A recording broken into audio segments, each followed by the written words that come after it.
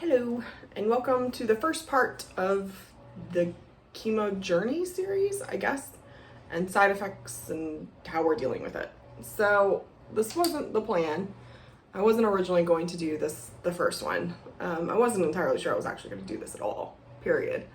This is me being extremely vulnerable. So I'm going to preface that with, if you have nothing nice to say, please say nothing at all. To get on here and show hair loss, which is what we're about to show, is very hard to do for me on the internet and at all, period. In addition to that, it's hard for a woman, period, to talk about hair loss and to show it. So, and that's what we're about to do. And then I'm going to show you how I'm also combating or attempting to combat the hair loss. So as you can see, janky haircut. So one side's longer than the other, but my hair is naturally curly. It's also blonde, and it's blonde for a couple reasons. One, because my grandmother left me with a gift before she passed away, which was a lot of silver hair. So my hair is blonde to help with the grow out and it just growing out more naturally and that kind of stuff. And less time spent at the salon. So in doing that, so I'm blonde. I haven't had my hair dyed in probably 4 to 6 months. So what you're gonna see is not just hair loss, it's also, if it's silver, it blends in with my scalp. So my hair loss actually looks a lot more than it would be if we had dyed my hair right now, which obviously I can't go to a salon right now, so my hair's not getting dyed. So my hair's naturally curly, as everybody can tell. And then if I go in closer, you can start seeing the hair loss. This is about probably 60% of my hair has gone away. It is most noticeable kind of here and here, because my hair, as you can tell, naturally parts on one side. So a lot of the loss over here is covered up by the hair coming over. Kind of sounds like I have a comb over. I don't, but my hair naturally parts on the side and not on the middle. So you can see it more kind of in there. So that's about as close as I'm gonna get with it. And like I said, it is probably 50 to 60%. I have a mirror behind. We're in my bathroom, so I have a mirror behind me. So my face keeps going over that way. So what I'm doing to combat it, a few things. So not only do I have hair loss here, I can't tell if I have hair loss on my eyebrows or not, or if they're just growing in blonde, which they may be. My mom is a natural redhead, and as I get older, I have more red in my hair naturally. So she has blonde eyelashes, blonde eyebrows, all of that. So it may just be growing in blonde and I need to have them dyed, which I haven't done for 4 to 6 months either. So that's why there's always a very noticeable difference when I have makeup on or not, what my eyebrows look like. But so that is a possibility when it comes to chemo and hair loss. Losing it on your head is not the only place you can lose it.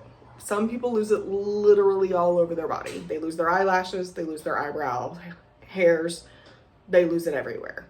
I have noticed that because of PCOS, I have to dermaplane normally once a week. Not because I have too much facial hair, it just grows a little longer than I'm comfortable with. Nobody else would probably notice it, but I do. So I dermaplane. This doesn't grow in as fast. So I'm about every 2 weeks now. So it could be eyebrow hair loss, could not be, but I'm doing stuff to help with that anyway. So for the eyebrows and the eyelashes, I found this serum called Lash Fridays. Let's see if I can get it to zoom in. Lash Fridays, this is the eyelash one, and then they have one specifically for an eyebrow. And you just use it at night. And so I do that every night. And then prior to washing my hair, I use this topical scalp supplement by the Nuco. See if I can cover my face so it zooms in on that. And this has to go in for 20 minutes before you do your hair, or before you wash your hair. So I only wash my hair twice a week now. I used to do it every other day before all of this. I only do it twice a week now. So it's called Super Thick. And it has seemed to help with the hair loss a lot, especially in the shower. And then at night, every night, I use this stuff by Spoiled Child. I forget which one. This is the A22 Biotin Boost Hair and Scalp Serum, which has biotin, niacinamide, and rosemary oil, and there's a few other ones in there too. So you shake it well, and then you can apply it to dry or damp hair. So I just do this at night, and you do 6 to 8 sprays directly onto your scalp to cover most of it, and then you massage, or to cover most of your scalp, and then you massage it in for 1 minute. And it takes about 10 weeks for this to work or start working and for you to start seeing results. So I'm only on like week 2, maybe 3. So I got a while. But again, I've noticed the shedding is less. So I'm taking that as a good thing. Spoiled Child also has a liquid collagen, which I would really like to be on, but I can't be on because it's got vitamin C. And with chemo, you can't have vitamin C. So I'll have to wait until after chemo for that. I do powdered collagen though. So I put that in my coffee every morning. And what I'm trying to do is just basically put as much supplements for hair loss in my hair or in my body to help it. And then I'm going to go see my hairstylist mid-April. Doc says he thinks it'll be okay if I go in first thing in the morning on her first appointment. She's going to kind of trim that wig a little bit for me, and then we're going to get a kind of semi-permanent hair dye that I can do at home so that I can see kind of the hair loss and the hair growth and that kind of stuff, because I'll be able to, my hair doesn't come back a different color, which sometimes it can with chemo. It can come back darker, the silver can go away, so we'll see, or your hair can just go complete silver. Hopefully that doesn't happen, but if it does, that's what hair dye is for. So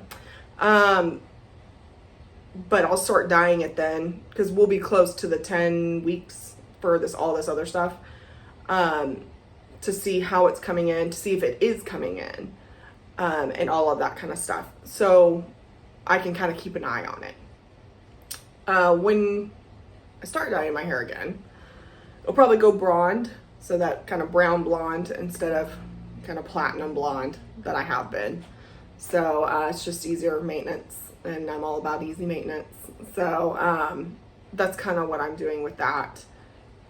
Let's see, I don't think there's anything else, and this video is about to have to cut me off. So that's mainly what I'm doing. It's mainly the things I'm doing for my hair loss and kind of what I'm trying to prevent and deal with, and, you know, deal with all of this going away and doing what it's doing. So like I said, I'm dealing with it fine personally. Mentally, I'm dealing with it okay. Is it annoying? Absolutely. 100%. Frustrating and annoying. Is it depressing? Not really. Because I guess I take it as, you know what, you're alive. Could be so much worse. So there is that. But it is hard, and it is very vulnerable on here. I would never do this in public, so I can't believe I'm doing this on the internet, but I am. So it's just mainly for if anybody else is going through it, you know, this is what I'm doing.